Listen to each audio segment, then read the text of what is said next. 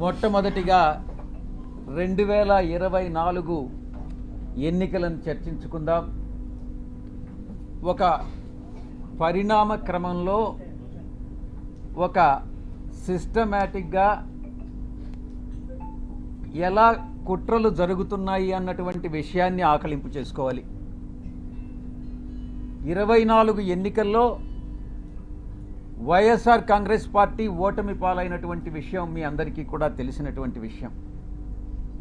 దానికి చాలా కారణాలు ఉన్నాయి, సమీక్షించుకుంటున్నాం. ఆ సమీక్షల తర్వాత ఏదైతే నివారణోపాయాల్ని ఆలోచించి చర్యలు తీసుకోవాలనో ఆ చర్యలు తీసుకోవడం జరుగుతుంది మా పార్టీ అధ్యక్షుల వారు. ఎన్నికల రిజల్ట్ వచ్చిన తర్వాత, కొత్త ప్రభుత్వం పగ్గాలు చేపట్టిన తర్వాత ఏం జరుగుతుంది, మొట్టమొదటిగా ఏం జరిగింది అన్నటువంటిది అర్థం చేసుకోవాలి.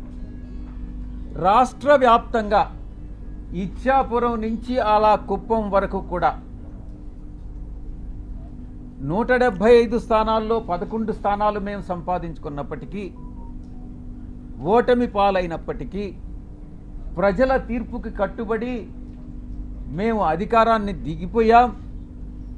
వచ్చినటువంటి కొత్త ప్రభుత్వం ఆ యొక్క పార్టీ యొక్క గూండాలు కానీ, రౌడీ ఎలిమెంట్స్ కానీ, ఆ పార్టీ యొక్క కార్యకర్తలు కానీ ఎలా దౌర్జన్యాలు చేస్తూ ప్రతి ఒక్కరిని, వైఎస్ఆర్ కాంగ్రెస్ పార్టీకి సపోర్ట్ చేసినటువంటి ప్రతి ఒక్కరిని ఇబ్బందులకు గురి చేస్తూ, తీవ్రంగా కొడుతూ, కుటుంబాలను నాశనం చేస్తూ, రేపులు చేస్తూ, ఈ రకమైనటువంటి అకృత్యాలకి చట్టం అనే దాన్ని పరిగణలోకి తీసుకోకుండా పోలీసులు ఏం చేస్తారులే, మాకు అధికార పార్టీ యొక్క సపోర్ట్ ఉంది అన్నటువంటి ఒకే ఒక కారణంతో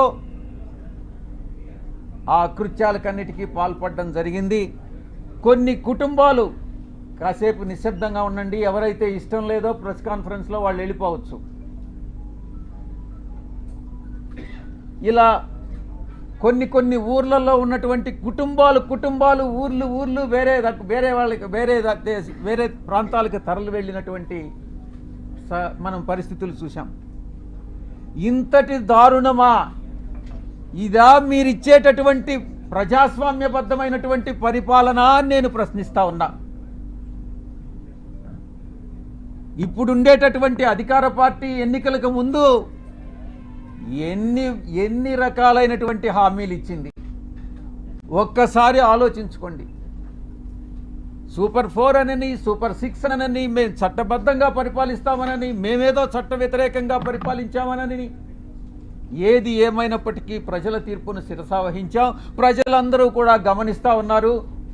తప్పకుండా ఈరోజు ఈ యొక్క పరిపాలన, ఈ ఒక్క నెల రోజుల్లోనే ఈ యొక్క ప్రభుత్వం చేస్తున్నటువంటి రాక్షస పాలన ప్రజలందరూ కూడా గమనిస్తూ ఉన్నారు.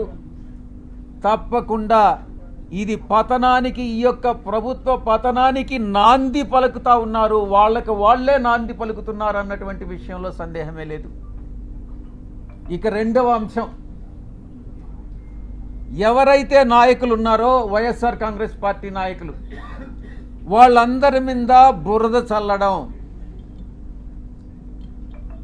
ఆ బురద చల్లడంలో కూడా ఒక క్రమంలో, ఒక క్రమబద్ధంగా, అన్ని వాళ్లకున్నటువంటి వసతులన్నింటినీ ఉపయోగించుకొని బురద చల్లేటటువంటి కార్యక్రమం, ఆరోపణలు, నిరాధారమైనటువంటి ఆరోపణలు చేసేటటువంటి కార్యక్రమం చేపడతా ఉన్నారు. ఇదంతా పద్ధతి ప్రకారమే జరుగుతూ ఉంది. నేను ఒక్కటే చెప్తా ఉన్నా, ఎవరైతే ఈ నిరాధారమైన ఆరోపణలు చేశారో, ఎవరైతే నా పేరు ప్రతిష్టలు దెబ్బతీసేదానికి ప్రయత్నించారో, వాళ్ళు ఎంత పెద్దవాళ్ళైనా, ఏ పార్టీకి చెందినటువంటి వాళ్ళైనా, అది మా పార్టీలో వాళ్ళైనా కావచ్చు, అధికార పార్టీకి సంబంధించినటువంటి వాళ్ళైనా కావచ్చు, వదిలే ప్రసక్తే లేదు అని నేను ఘంటాపదంగా చెప్తా ఉన్నా.